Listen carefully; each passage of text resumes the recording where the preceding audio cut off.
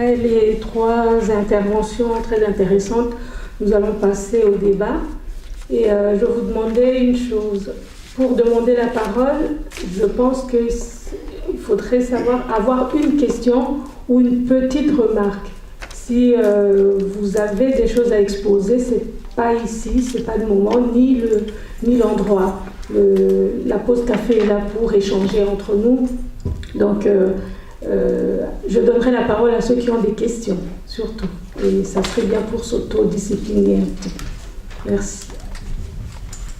Donc, si vous avez des questions, ils sont là. Merci beaucoup. Moi, c'est Akis Kitouba, coordinateur de la communauté congolaise du Royaume-Uni. Docteur, vous voulez parler de la communauté internationale. Personnellement, je pense que cette communauté, comme la MONUSCO qui est chez nous, c'est une force d'accompagnement pour le président qui est en place maintenant. Je ne peux pas comprendre qu'il y a plus de 20 000 gardiens de la paix chez nous et on continue à tuer les gens. Où est cette paix? Je ne fais pas tellement confiance. Si nous pensons que ce sont eux qui vont libérer notre pays, alors les colloques, on ne doit pas continuer à les faire, sinon le pays ne sera jamais libéré. Et nous devons maintenant, à partir de nous-mêmes, nous de la diaspora, comme le docteur a dit, construire notre pays, libérer notre pays. Même pour le sang, il faut verser le sang pour que notre pays soit libéré. Notre but n'est pas vraiment pour nous qui sommes presque vers les années de la pension. Notre but, c'est pour nos enfants, pour nos petits-enfants, pour ceux qui en ont. Comme moi, par la communauté nationale, non. Mais au docteur, avez-vous maintenant eu l'occasion de rencontrer Laurent Louis, qui lui parle bien du Congo très souvent? Merci beaucoup. Ok. Quand je suis arrivé, j'étais convoqué aux affaires étrangères. La seule personne que j'ai vue, c'est monsieur, je ne sais pas encore son nom, chargé d'Afrique ou en particulier du Congo, le directeur du cabinet de M. Renders, qui est arrivé pour me dire « Ah, excusez-nous, on n'a pas su faire grand-chose, on a appris tout ce que vous avez fait en prison, vraiment, vous êtes quelqu'un de formidable et tout. » Ni plus ni moins. Ni plus ni moins. La Belgique n'a rien fait. Je ne demandais même pas qu'elle fasse quelque chose. Rien du tout. Ce que j'ai compris, les intérêts de ces gens-là, ça passe avant tout. Chacun de nous oublie ici que dans un pays démocratique, en Europe, tout ça, quand il y a seulement un soupçon de fraude, soit on annule les élections, soit on recompte les voix. Mais ici, tout le monde a reconnu qu'il y avait fraude, qu'il y avait tricherie, mais malgré ça, il peut être président. Vous vous souvenez, c'est lui qui a dit ça ici, hein? Il fut un ministre qui a accepté, de la communauté internationale, a accepté, la Belgique y compris, a reconnu qu'il y avait fraude dans les élections de 2011. Mais ils ont dit, ah oui, il peut être président. C'est pour vous dire, ces gens-là, s'ils ont dit ça, c'est plus que vous avez leurs intérêts. Ni plus, ni moins. Donc, c'est nous-mêmes qui devons nous battre. Nous devons laisser de nous focaliser sur les biens matériels. Et mes enfants, ceci, cela. Tes enfants, le lendemain, ils n'ont pas d'avenir. Oui, nos enfants sont aussi. Et nous tous, nous avons nos grands-parents, nos cousins, nos oncles en Afrique. Nous sommes obligés chaque fois d'envoyer de l'argent. Qui n'a jamais envoyé l'argent en Afrique ici? Donc nous avons une certaine responsabilité. N'oubliez pas que dans le budget du Congo, le Congo, si aujourd'hui la population vit, c'est grâce au transfert de la diaspora. Donc nous avons le droit, le plein droit de faire changer les choses. Sans ça, le Congo était par terre. Le professeur, je sais qu'il est un peu politicien, il doit savoir ces choses-là. Tout à fait, je le sais. Donc, je tiens à remercier la personne qui m'a invité. Lorsqu'on parle de notre pays, on est des fois profondément touché parce que des fois on ne parle pas des problèmes. Et peut-être parce qu'on ne les voit pas. Ou bien parce qu'on ne veut pas parler de ces problèmes-là. Et messieurs les prêtres, monsieur l'abbé, vous qui représentez l'Église catholique, quand vous parlez devant les Congolais, et vous savez que l'Église catholique a prêché des fois une autre église, une autre religion qui n'est pas l'Église de la religion protestante, catholique, chrétienne. Les prêtres catholiques ont introduit la magie, ils ont introduit les pratiques occultes, ils ont introduit les choses incroyables. Vous devriez les dénoncer. Et vous ne le faites pas. Mais vous voulez parler de quoi? Vous savez très bien ça. À Kananga, à Kinshasa, à Kisangani, comment l'Église catholique a introduit la magie, la sorcellerie, les ceci chez notre peuple. Est-ce que vous avez une question? Ma question est que pourquoi vous ne parlez pas de ça? Question, vous ne tenez pas compte de ce que j'ai dit en parlant de la crise anthropologique. Quand on dit qu'il y a crise anthropologique, c'est-à-dire, même du point de vue de la spiritualité, il y a des choses qui clochent. Ça, c'est là. C'est-à-dire, perdre notre beau motto, c'est aussi cela. C'est se laisser entraîner sur des voies qui corrompent notre âme. Mais est-ce le fait des prêtres catholiques ou de l'Église catholique? Je ne saurais pas vous répondre positivement. Pourquoi? Parce qu'une Église, c'est une diversité. Alors, quand on parle de l'Église catholique, souvent, vous dites que moi je ne représente pas l'Église catholique. Je suis un prêtre, c'est-à-dire un président d'une communauté, mais chez nous, le représentant universel de l'Église catholique, c'est le pape, qui est secondé par les évêques. Mais je ne dis pas cela pour me disculper, c'est-à-dire, une religion, quelle qu'elle soit, a ses côtés négatifs. Et c'est ainsi qu'à travers plusieurs religions, il y a ce qu'on appelle les prophètes. Les prophètes, ce ne sont pas simplement les gens qui disent ce qu'ils entendent de la part de Dieu, mais sont aussi ceux qui essaient de remettre en question profondément le mode de fonctionnement des religions. Et au cœur de l'Église catholique, vous avez des diversités des branches qui essaient d'aller dans le sens de ce que vous dites, c'est-à-dire une remise en question profonde de certaines pratiques qui ne sont pas catholiques. Ce n'est pas pour rien qu'il y a eu, à travers l'histoire, la théologie de la libération, par exemple. Celle-là insiste beaucoup plus sur le fait que l'homme, créé à l'image et à la ressemblance de Dieu, a une dignité à pouvoir sauvegarder et protéger. Et quand nous faisons la relecture de certains prophètes, comme Amos, comme Isaïe, comme Osée, nous remettons ipso facto en question certains rites, certains cultes qui ne travaillent pas à la promotion de l'être humain.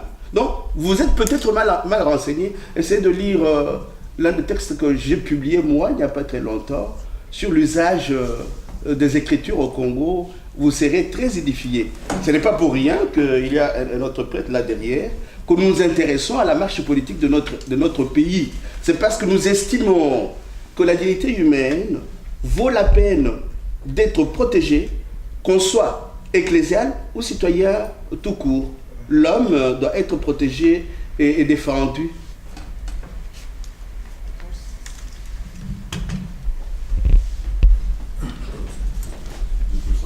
Donc je voulais juste demander au docteur, parce que vous ne l'avez pas présenté, moi je ne le connais pas personnellement, j'aurais bien voulu savoir comment il s'appelle, et c'est qu'il est réellement arrivé à Kinshasa. Je comprends qu'il y a un problème d'armes, mais je ne sais pas. Alors, j'ai des questions à poser, mais c'est là après. Mais je vais vous dire, il ne faut pas commencer l'histoire.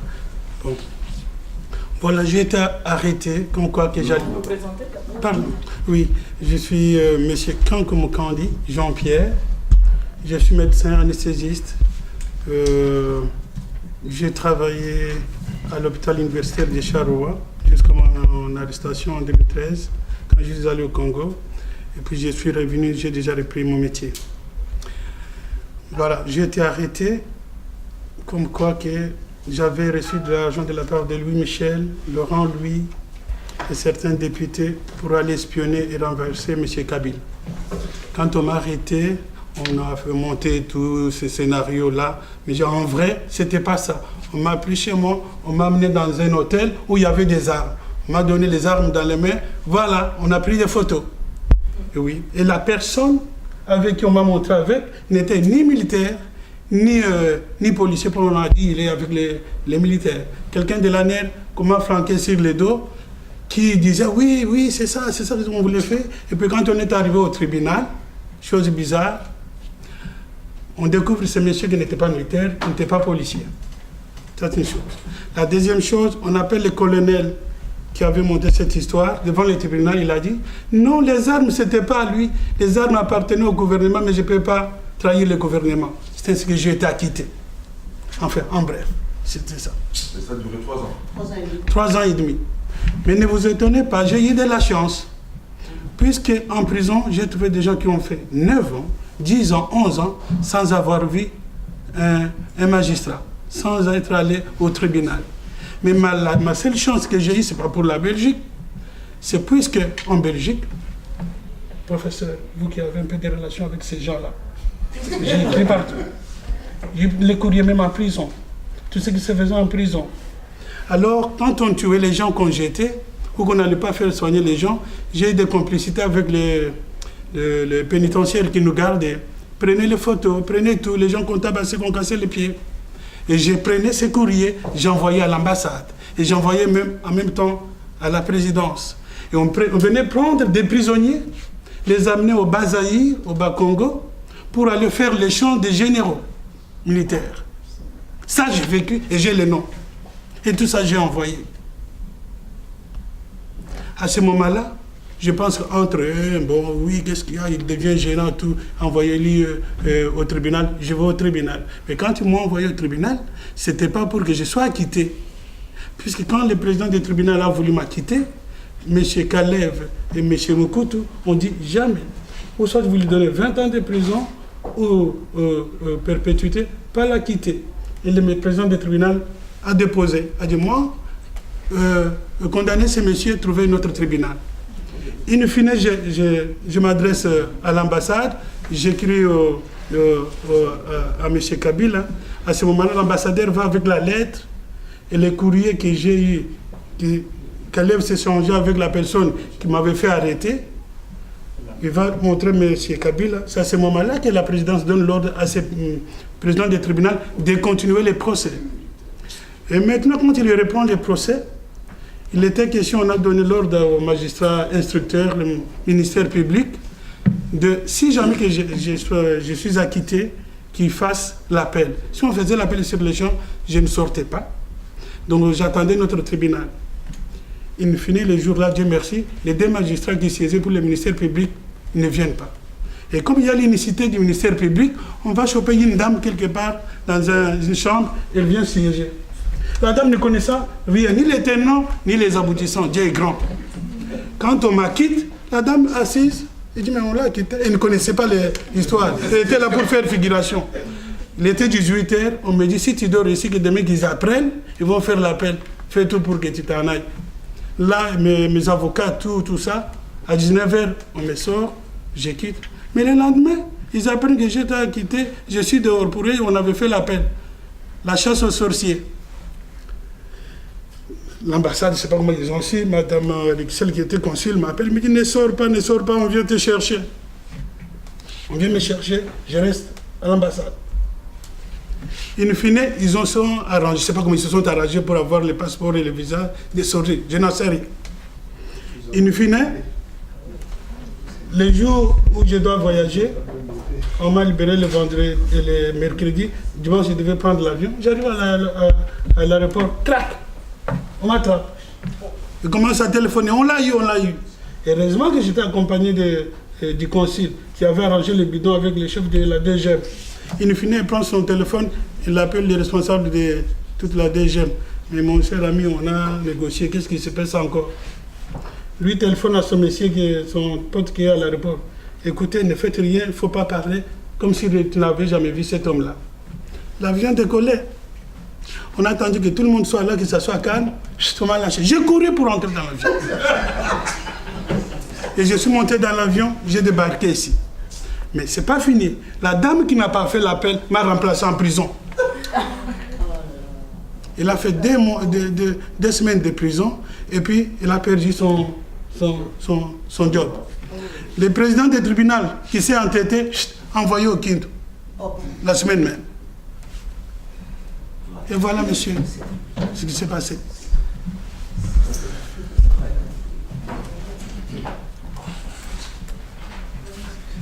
Je m'adresse au professeur Bob.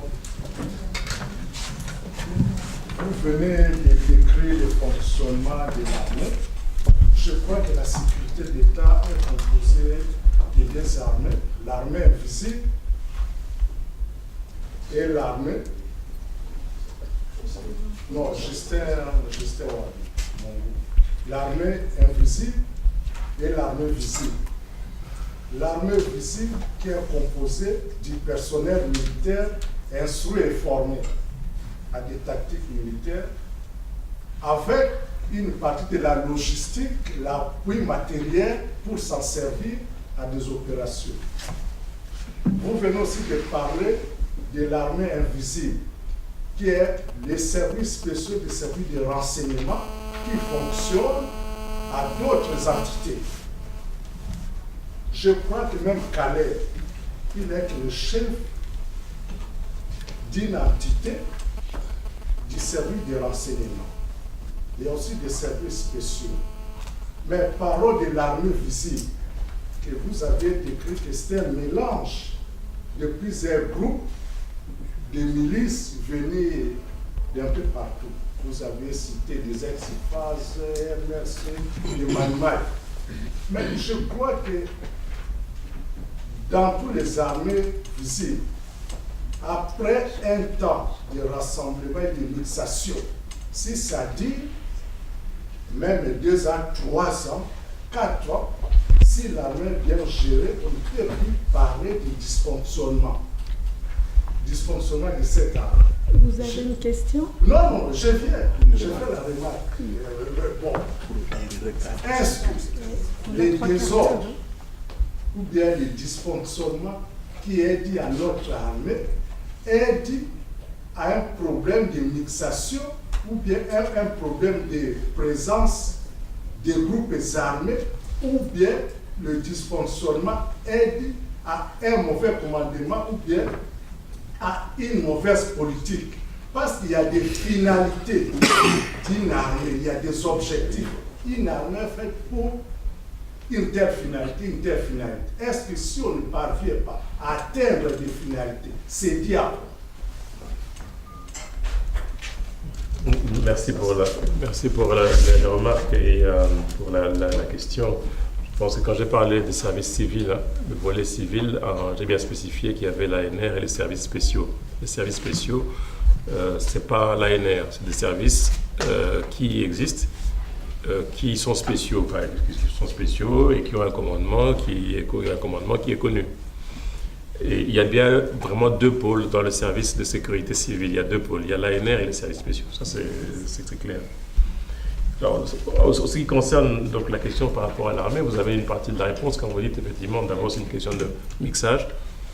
C'est un mixage, il n'y avait même pas, on peut dire, une réforme du service de sécurité qui n'ont pas marché, puisque la Banque mondiale avait mis un financement de 100 millions de dollars pour financer la réforme du secteur de sécurité, donc refaire un peu une armée républicaine formée, etc.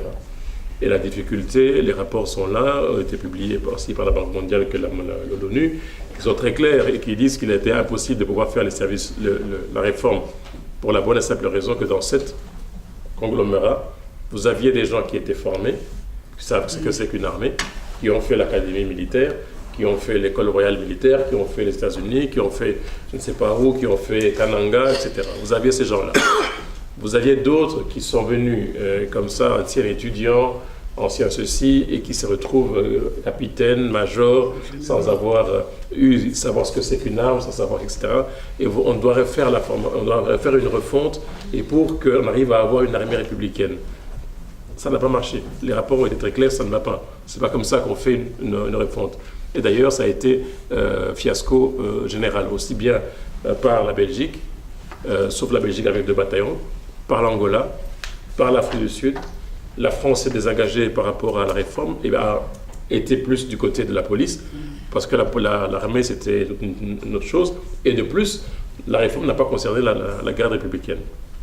Alors, non seulement ça, la question de la formation, qui ne cadre pas. Et le fait que aussi, les FARDC, c'est pas, comme je l'ai expliqué, c'est pas un corps, ce n'est pas un corps. Jusque maintenant, c'est toujours pas un corps. Et la preuve, lorsque vous regardez la liste des personnes qui ont été sanctionnées par l'Union européenne, les services de sécurité qui ont été sanctionnés par l'Union européenne, lisez cette liste-là, comme par hasard, vous allez voir sur cette liste-là, il y a très peu, excusez-moi l'expression, très peu de militaires formés normalement à l'armée. La plupart des gens qui sont sur cette liste-là, ce sont soit des anciens maïmaï, rebelles, qui n'ont pas nécessairement fait l'école de guerre, etc., et ou soit qui font partie de la GR, donc la garde républicaine.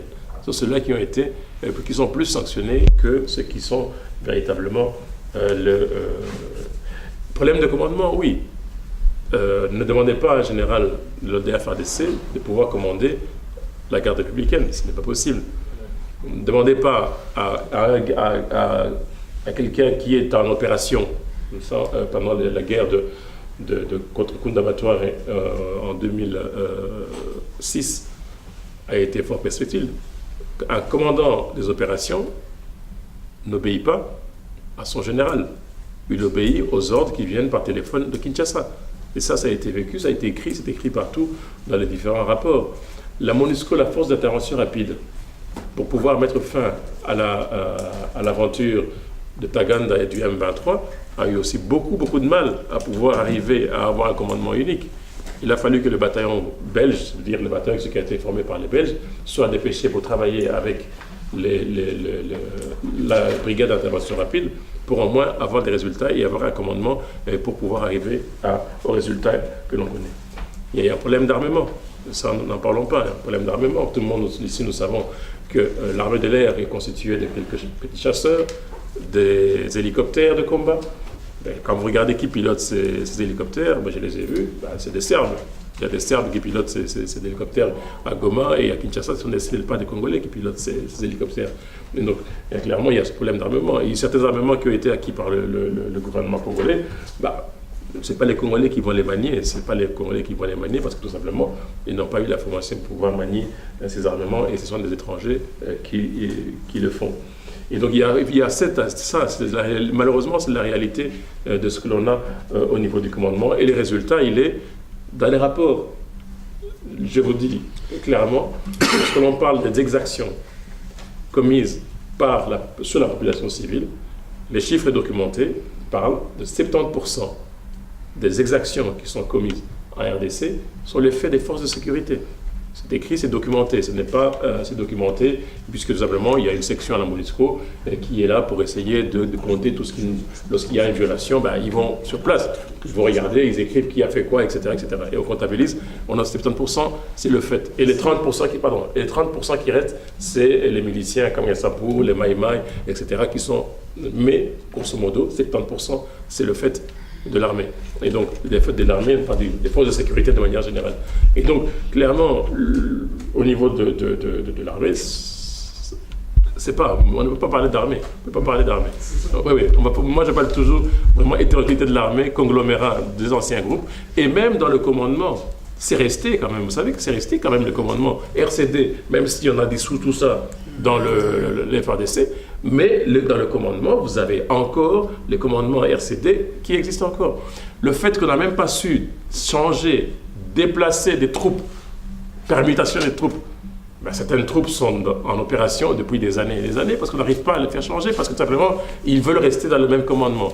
Le problème a déjà été signalé à plusieurs reprises, mais il n'y a pas de changement. Et ça, vous allez parler de l'armée? Je ne pense pas qu'on va parler vraiment de l'armée. Et la preuve, vous l'avez vu, vous avez tous vu quand même les exactions dans le Kasaï, etc., et partout. Mais clairement, je ne sais pas si... Et celui qui fait ces exactions-là, il le fait Vous avez vu, est-ce qu'un militaire formé ferait ce qu'ils ont fait au Kasaï? Non. Un militaire qui s'est formé ne ferait pas ce qu'ils ont fait.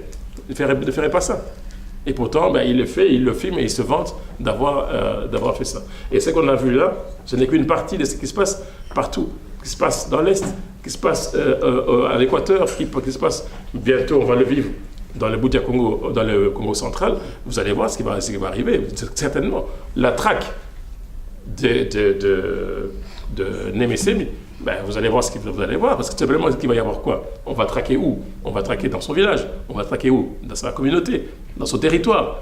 Et on va traquer comment? Ben oui, vous pensez qu'on va faire la différence entre un jeune adepte et non adepte? Non, on ne fera pas de différence. Et on va arriver à avoir la même chose. Et on va arriver à avoir cette dynamique, malheureusement, qui va s'enchaîner, comme on a connu au Kasaï, et ça va s'entraîner. Et la plupart des gens du Bas-Congo, qu'est-ce qu'ils vont du Congo central, qu'est-ce qu'ils vont faire? Entre le monopole de la sécurité, ben, je vais la contester en allant chez BDK aussi.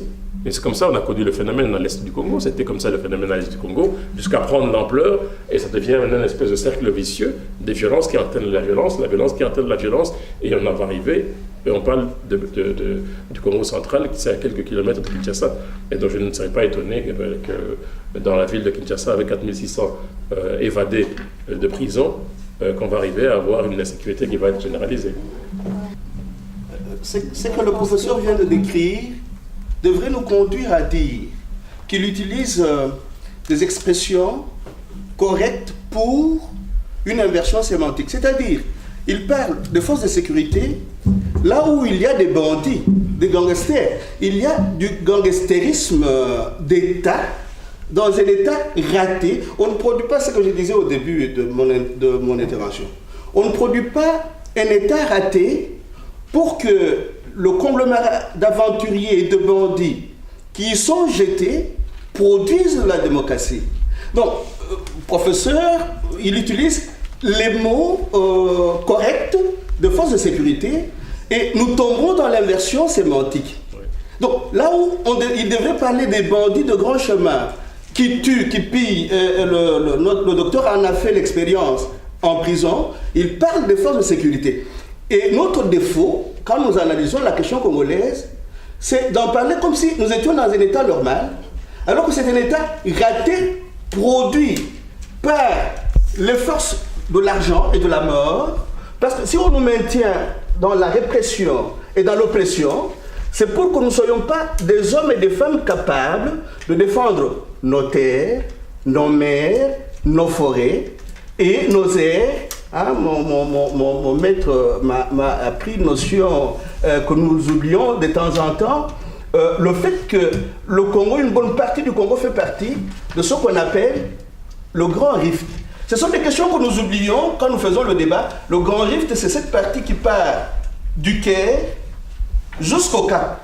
Et ceux qui nous ont fait la guerre, les anglo-saxons, ont l'ambition de pouvoir prendre tout cela et gérer. Leur ancêtre Cecil Rhodes disait déjà vers le XVIIe, XVIIIe siècle que nous étions, nous les Noirs, des êtres indignes de pouvoir posséder autant de biens et de terres bénies comme celle-là. Donc, ils doivent appartenir à la meilleure race. Donc, si nous avons vu cet enjeu-là, nous allons analyser le Congo comme si nous étions dans un état normal avec un prénom. Non, ce sont des nègres de service commis au service de l'ultralibéralisme, parce que n'oublions pas que quand on produit l'État raté au Congo, on en produit aussi en Yougoslavie et ailleurs. Pourquoi? Parce que la répression et l'oppression font partie du fonctionnement normal de l'ultralibéralisme dans les pays comme les nôtres.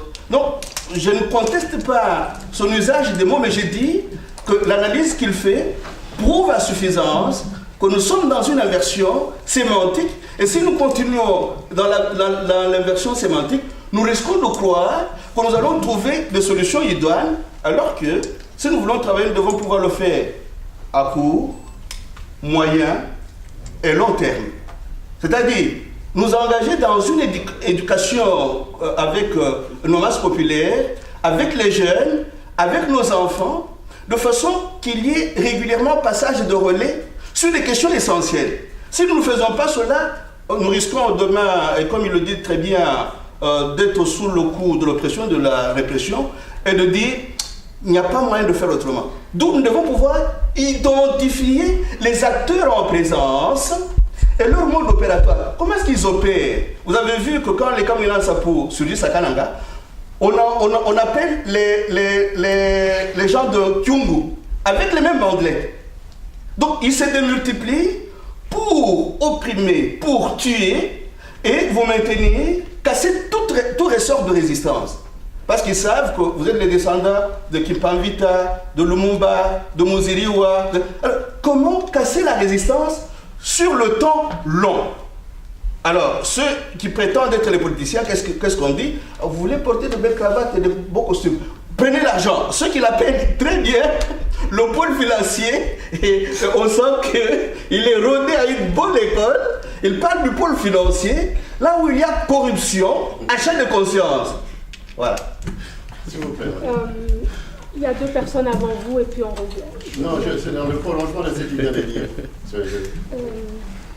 Non, Si parce ça que peut- moi j'ai comme le sentiment que M. Kabamba ajoute la confusion à la confusion. J'aurais pu tout de suite vous poser la question de savoir pourquoi, depuis 5 ans, 7 ans, nous n'avons pas été en capacité de construire un État et de construire une économie. Et puis m'arrêter là. Mais il s'est fait que vous produisez tellement ce qui dit l'inversion sémantique, vous ajoutez de la confusion à la confusion, au point où il est incapable de vous suivre. D'autant plus que vous êtes l'auteur, vous avez participé à la construction d'une constitution qui est en train de déconstruire. Vous êtes sans ignorer que notre pays était l'enjeu de la géopolitique mondiale et que le Rwanda est considéré comme étant le prolongement stratégique de forces qui dirigent le monde. Mais vous n'appelez pas le chat par son nom. J'ai très difficile à penser que quelqu'un qui doit être très rationnel, parce que vous réclamez de l'université, que vous ne puissiez pas produire un langage qui est très clair. Vous ajoutez la confusion à la confusion. Ce n'est pas quelque chose qui ne va pas. Hein? Malheureusement, M. Mbelou, qui a énoncé un certain nombre de concepts, si la nécessité d'une intelligence organique structurante qui fait défaut, c'est à croire que ce qu'on appelle les intellectuels congolais sont des abrutis, avec une intelligence à nullité absolue. Parce que nous ne sommes pas, vous permettez madame, nous ne sommes pas capables de résoudre, d'appeler les choses par leur nom et de résoudre le problème qui nous concerne. Kagame ne vous est pas intellectuellement supérieur. Quelles sont les forces qui sont en mouvement, vous qui êtes avec Louis Michel et bien d'autres qui dirigent le monde? Non, sortez-nous de la confusion. Il va peut-être répondre. Merci, merci. Mais on parlait politique, hein, parce que là, il faudrait qu'il parle politique. Parce que quand il dit un pôle de corrupteurs, pôle financier, pôle sécuritaire, il répond à notre ami là sur l'armée, mais c'est entretenu, c'est voulu. Parlez un langage clair, M. Kabamba. Là, vous ajoutez la confusion à la confusion. Et je vois que votre intervention se prénomme force en présence et perspective. Oui, perspective, c'est-à-dire le chaos, le coup d'état permanent, la confrontation. C'est à cela que Kabila nous appelle. Mais là, il peut peut-être répondre parce que si on continue comme ça... Premièrement, vous posez la question d'abord de l'existence de l'État congolais. Vous voulez un cours de sciences po? Je peux vous le donner. D'accord? S'il vous plaît. Vous voulez un cours de sciences politiques? Je peux vous le donner sans aucun problème. Mais non. D'accord? C'est assez prétentieux. Ça veut dire que nous allons aller. J'ai terminé mon école primaire. Si vous parlez de cette manière-là, j'ai dit, je sais lire et écrire. Donc, j'ai terminé mon école primaire. Je n'ai pas besoin de ça. Ce n'est pas ça que je voulais dire, que vous ne savez pas lire et écrire. D'accord? C'est pas ce que j'ai voulu dire. Simplement en vous disant que si vous voulez parler par rapport à l'existence de l'État congolais, non, j'ai dit, j'allais poser cette question. De vous à moi, nous savons très bien que l'État congolais n'existe pas. D'accord? C'est une évidence. C'est une évidence que l'État congolais n'existe pas. J'ai l'impression que c'est une discussion entre vous deux. Non, c'est pas une discussion. On peut peut-être avancer et vous pouvez peut-être discuter entre vous deux pendant la pause café. Voilà, on va avancer. Il nous reste... Madame Machu, je peux intervenir un petit peu. Je pense que monsieur a parlé assez longtemps. S'il accepte de se taire, Oui. ce qui peut donner 5 minutes à M. Kabamba qu'il réponde quand même. Sur les pistes, je vais revenir sur les pistes, parce que là, apparemment, je ne peux pas faire comprendre. J'ai dit qu'il y a trois pistes. La première, c'est la piste révolution, c'est-à-dire la population elle-même qui décide de pouvoir faire ce qu'elle a envie de faire sur les tables rases, sur base non pas des revendications politiques, parce que j'y crois pas, c'est sur base des revendications sociales, c'est-à-dire que la population elle est soumise ces derniers temps à une pression, à une répression telle qu'elle ne peut plus rester sans réagir. Et je vais même donner des exemples de quelle façon elle réagit. Elle réagit non pas sur le diktat des populations, pardon, sur le diktat des hommes politiques, elle réagit sur ses propres diktats et ses propres dynamiques. Elle l'a prouvé à plusieurs reprises et on l'a vécu à Kinshasa et dans d'autres villes du pays sans qu'il y ait le moindre politicien qui est venu demander à ce qu'il puisse y avoir marche ou je ne sais pas quoi. Eux-mêmes, c'est ce qu'ils ont fait. À Bukavu, ça a été des sittings qui ont été organisés par eux-mêmes dans toute une série de lieux. À Goma, ça a été des manifestations qui sont soldées par le mort. À Kinshasa, des manifestations qui sont soldées par le mort. À Lubumbashi, idem. Et même à Mbujimai. Et aussi à Matadi aussi. Alors, deuxième piste que j'avais évoquée, c'était la communauté internationale. La communauté internationale, pourquoi? Par rapport d'une part à une dynamique telle qu'elle serait conçue aujourd'hui avec la MONUSCO, c'est-à-dire imposée par elle-même, imposée du fait qu'on n'arrive pas à sortir de l'impasse liée à l'organisation des élections, imposer un calendrier électoral avec un financement extérieur pour organiser ces élections. Nous nous retrouvons dans ce cas-là dans le scénario qu'on appelle le scénario à la Côte d'Ivoire, ou bien autre possibilité pour la communauté internationale, on l'a déjà eu. On l'a déjà vécu au Congo à plusieurs reprises depuis l'indépendance du Congo. C'est une nouvelle rébellion qui naîtrait je ne sais pas où, à gauche ou à droite, et qui va balayer tout. Et on va revenir à l'action de 2002-2003, c'est-à-dire une transition sous tutelle avec l'organisation des élections, avec des nouvelles politiques et avec de nouveaux politiques, etc. et avec d'autres choses. Troisième piste. Là aussi, l'histoire nous l'enseigne, c'est que lorsqu'il y a un blocage et qu'une personne est responsable de ce blocage, on l'a déjà vécu plusieurs fois dans ce pays. Et donc, c'est ça les trois pistes que j'ai dit qui existaient. Alors, dans ce cas-là, s'il y en a d'autres, toujours il y en a d'autres. Pour ma part, je n'ai identifié que ces trois-là. Bon, ben on peut. Il y a l'abbé Simon-Pierre qui. Oui, merci. Voilà. Je voulais dire ceci. Je le dis à l'Assemblée, malgré l'absence de l'abbé.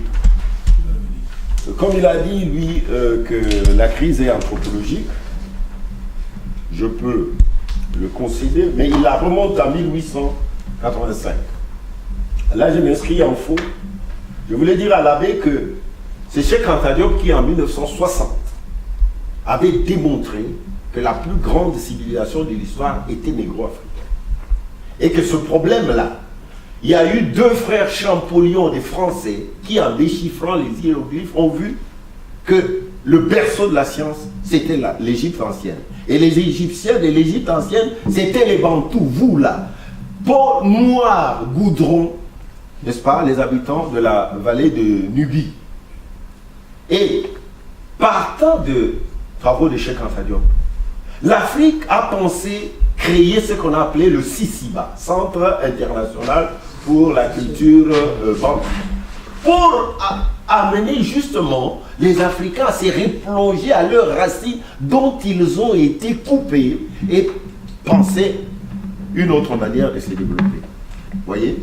Donc, quand on parlait de 1885, ça c'est le partage de l'Afrique, ce n'est pas résoudre le problème anthropologique. Mais là, je voulais dire aussi, et poser la question à l'abbé, que la politique englobe tout. On ne peut pas dire j'ai un problème anthropologique, je vais le régler de manière anthropologique et laisser la politique de côté. Comment faire si vous n'avez pas le pouvoir? Comment faire pour entrer en relation avec les masses populaires à éduquer si on ne vous le permet pas? Si on vous arrête comme le docteur, vous allez dans votre pays, on vous arrête ou on vous expatrie. Comment vous allez former ce peuple-là? Donc, monsieur l'abbé aura à me répondre à ces questions-là. Normalement, le problème du Congo, entre autres, c'est le problème de manque d'instruction. Nous avons un taux très élevé d'analphabètes. Et le discours que tient Melou, nos discours là, c'est des discours universitaires qui concernent 1 ou 2% de la population. Toute la masse n'a rien à voir avec ces choses. Or, lui, il admirait tout à l'heure la Russie de Poutine. Mais moi, quand j'étais étudiant, j'étais fasciné par la Russie bolchevique. Les gens qui ont pris un État qui était encore à l'époque une société féodale pour faire des bons 30 ou 20 ans après devenir un État puissant, deuxième puissance mondiale. Mais ce n'est pas la Russie de Poutine. Poutine n'a pas vu même arriver la chute du mur de Berlin et la désintégration de la Russie. Il n'y a plus rien à envier chez... Donc... Oui. Il nous reste, sur les 3 quarts d'heure, il nous reste 5 minutes. Oui, je termine avec, parce que j'aurais une question aussi pour Bob. Peut-être qu'il faudrait peut-être passer sur à la seconde question. Oui, en fait, parce que l'intervention, M.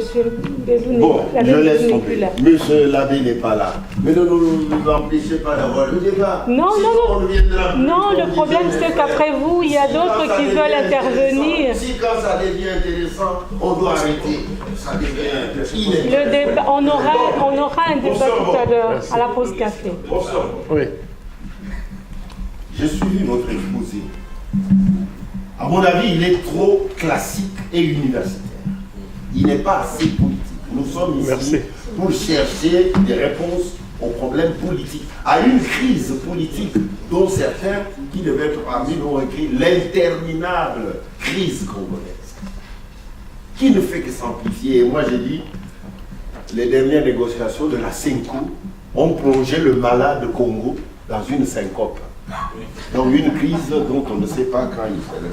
Alors vous nous analysez les causes.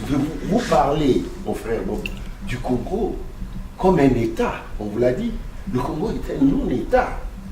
Maintenant, ceux qui nous ont dit que le Congo, les Américains ont fait faire au Congo une guerre par procuration, ont-ils raison ou pas?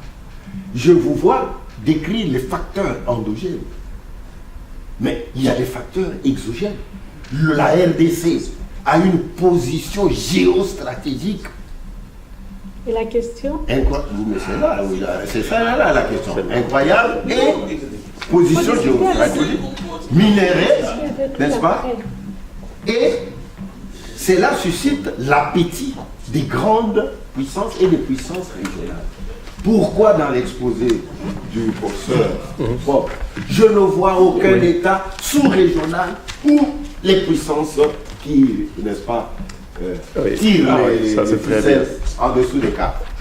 Merci pour la question. Je sais que je voulais vous répondre alors tout à l'heure. Je vais vous dire que dommage, mais le Congo est insignifiant. Du point de vue géostratégique, le Congo est insignifiant. Dans le contexte actuellement, le Congo vaut 0. Il vaut 0. Il vaut 0 pour la bonne et simple raison que les enjeux qui étaient liés à l'enjeu stratégique du Congo à l'époque ne sont plus. Les facteurs qui faisaient en sorte que le Congo soit stratégique ne sont plus. La question du minerai, ça ne vaut pas grand-chose, tout simplement parce que simplement les minerais ne vont plus en Europe, ne vont plus en Occident, mais vont en Chine, pour pouvoir être retraités et ensuite après retravailler, réenvoyer chez nous. La plupart que nous sommes ici, chacun a un made in China quelque part, chaussures, tout ce qu'on a ici, made in China. Et c'est vers la Chine que ça va. Ça, cet enjeu-là n'est même plus un enjeu pour l'Occident, c'est devenu un enjeu pour la Chine. Qu'est-ce qui reste? Il ne reste plus rien. Il ne reste plus rien. Il reste quoi? Ben oui, on garde la MONUSCO, elle coûte cher, on la garde parce que tout simplement on n'a pas envie vraiment de pouvoir s'en occuper. Et donc le Congo n'est pas un enjeu, contrairement à ce que vous pensez. Le Congo est 0. Le Congo à l'agenda international, c'est 0. Le Congo à l'agenda africain, c'est 0. Qu'est-ce qu'il y a à l'agenda africain actuellement? Allez à Addis Abeba, lisez ce qui est écrit, lisez les différentes conférences qu'il y a, lisez les groupes qui sont mis en place, les questions qui sont traitées à l'Union africaine. Le Congo, non.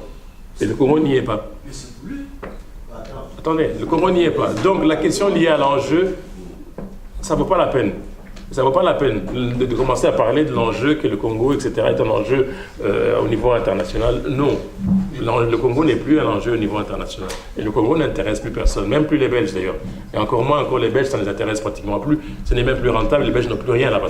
Et tout ce qui leur reste, vous savez ce qu'il leur reste? Une seule chose. Lorsque Donald Trump va arriver en Belgique, s'il est reçu par le gouvernement belge, oui, ils parleront du Congo. Parce que Charles Michel n'a rien d'autre à dire à Trump que le Congo. Et on aura un paragraphe. On l'a eu avec Charles Michel, avec Obama. On l'a eu à l'époque aussi avec le Drupo, avec Obama et avec les autres. Chaque fois, vous avez toujours un petit paragraphe sur le Congo. Et c'est tout ce qui reste. Et ce n'est que... Est-ce que Charles Michel va parler de l'Europe? Ben non. Il va parler de l'Europe. Trump va parler de l'Europe avec Juncker et le reste. Il va parler de la France? Non. Il va parler du climat? Non. Il va parler de quoi? Ben, le seul truc qu'il peut parler, c'est le Congo. Et il n'y a que ça qui reste pour la Belgique. Il n'y a que cet élément-là qui reste. Et pour le reste, rien. Stern Brussels Airlines, ce n'est même plus belge, c'est allemand. Il reste quoi? Les diamants qui arrivent là-bas, c'est israélien et c'est indien qui arrivent à Anvers. Il n'y a plus rien. Il n'y a plus rien. À part peut-être les Congolais qui votent ici. Bon, à part les Congolais qui sont maintenant belges, comme la plupart d'entre nous, et qui votons ici. En 1960, il y avait 100 000 Belges au Congo, 2 Congolais ou 3 Congolais en Belgique. Maintenant, en 2017, on a 100 000 Congolais belges et quelques milliers de Congolais de belges qui sont au Congo. Peut-être qu'il n'y a que ça qui reste par rapport à cet enjeu-là. Et pour le reste, je vous assure, rien. Et donc, parler de l'enjeu, moi je vous dis et je vous le répète, non, vous n'y êtes pas du tout. Et la preuve, même au niveau des autorités congolaises, c'est fini de pouvoir avoir chaque fois la question de l'enjeu lié à l'international. Et c'est pour ça même que moi-même, je minimise la part de la diaspora par rapport à ces dynamiques, par rapport à la dynamique de changement, par rapport à la dynamique... C'est un GSS? Non, c'est pas moi. Il ne fonctionne pas. Oui, donc pour ma part, c'est plutôt un fantasme qu'on a toujours eu en disant que le Congo, etc., le Congo. Le Congo n'est rien. Et le Congo, de vous à moi, si on parle même au niveau puissance, au niveau... même au niveau africain, le Rwanda est nettement plus avancé que le Congo. Oui. Nous avons Oui. Donc même au niveau enjeu stratégique, le Rwanda est plus stratégique actuellement que le Congo. Et donc le Congo est un no man's land qu'on essaye de garder pour qu'il ne sombre pas. Parce que s'il sombre, il va affecter les autres pays régionalement. C'est tout ce qui reste. Et c'est pour ça que la MONUSCO reste encore présente en RDC, même si ça coûte 1,2 milliard. Et je vous assure, le chiffre exact que vous devez savoir, que depuis que la MONUSCO est au Congo, a déjà dépensé plus de 30 milliards de dollars. Est-ce que vous imaginez 30 milliards de dollars dans un pays comme le Congo, s'il vous plaît?